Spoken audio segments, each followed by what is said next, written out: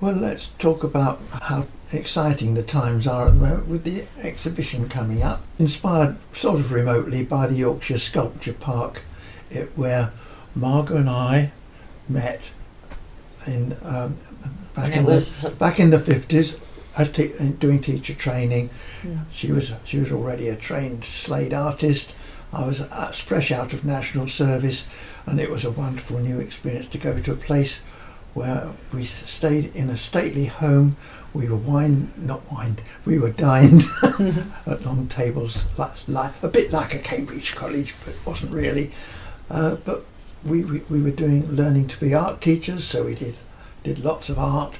It was a college for music, art and drama, which was a wonderful setting to get to know each other, do 2 years teacher training, which wasn't enough, of course, but that's what we did. And that's where we met, and we've gone on through life in much that same way. That Values, I think. We didn't learn how to do it, but we learnt values, or sympathised with the values of the college, I think would be and I kind of think understanding. most of those values, which are based on Herbert Reed and the education of the senses, are now almost gone by the board, because education is now by what you know and what can be marked and given a score to. Well, I would never have anything to do with marking art, and I got away with it in the first few years. The first school I taught in was a secondary modern in Suffolk, and when we had exams, I did exams, but I wouldn't give them any marks, because every child's work was valued as much as the others. That's lovely. But that's me. I wouldn't get away with it now. No, I don't think you would, Derek. So, did you see Barbara Hepworth there while you were at the Sculpture Barbara Park? Hepworth was not present in the Yorkshire Sculpture Park. Didn't exist then. Oh, right. It was we were there in 55. It was started in about 74, I think, 1974, by a person who was the main art teacher in what was still the college as part of Leeds University. Okay. And so his name was Pete Murray, and he's still living. He's still the big noise there. But she was there in spirit because she was a Wakefield girl and had been to Wakefield High School for girls as part of her education and training. And when Derek went back to lecture at Bretton Hall in 1960, I taught at Wakefield Grammar School, and it was a year that they wanted a memorial to somebody who, member of staff who'd sadly died in an accident. So the headmistress and the other art teacher went down to Cornwall to choose Barbara Hepworth's sculpture for the school. It's really recently been sold because they couldn't afford the insurance any longer, but it made a lot of money. I can't remember precisely how much, but it was lovely. So when did you first see Barbara Hepworth then in the flesh, so to speak? Do you know? I don't know. No. She's always been in our consciousness, because I also did a summer holiday. I got the chance to work at the Leech Pottery for the summer months. I was let off school a week or two, and that made about 6 weeks, I think, altogether. And we could have met Barbara Hepworth at that time had we had we known how the future was going to pan out, because she was a great friend of Janet Leech at the pottery, Bernard Leech's wife. Yeah. But she never visited. Barbara Hepworth, of course, was an absolutely focused, did almost nothing else but her work and what she cared passionately about. And that's what I've learned through my reading, is that successful artists are often like that. Very, not quite tunnel vision, but they just know what they want to do, and they will exclude all else in order to do it. So when you say that this exhibition that's coming up is influenced by Barbara Hepworth exhibition, which exhibition was that? Is that a recent one? All right, well, we've always gone back to Bretton for reunions, and on one of them, a more recent one, Wakefield City Council had replaced its City Art Gallery, which was just a little old house at one. It now built the Hepworth Museum, which is a wonderful piece of modern architecture in Wakefield, and it was really based on a bequest from Barbara Hepworth, who had died in 1974. She left a lot of her maquettes, little models and educational type material, and the working pieces for the quite big one that's on the side of John Lewis in Oxford Street. They've got the maquette for that. It wouldn't fit in this room. It's an enormous thing. But all her plaster models.